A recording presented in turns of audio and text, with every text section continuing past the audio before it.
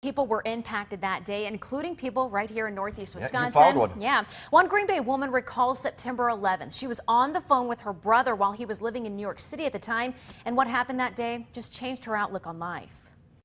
And he said, "Could you let Mom know that I'm okay?" And I said, "Well, what is going on?" Pat Batten was watching Sesame Street with her children that morning 13 years ago when her brother, who lived in New York City, called. And he said, "Well, one of the towers had been hit."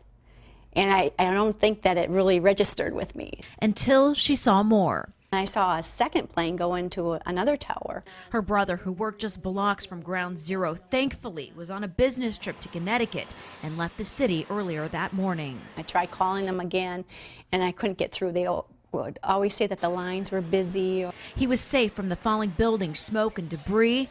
2 months later, Pat went to see the destruction from September 11th for herself. It was quiet, but there were a lot of people, and there was still that smoke and ash.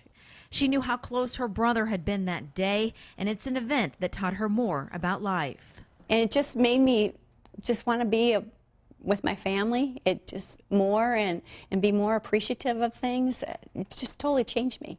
A day that changed everyone, including people here in Northeast Wisconsin.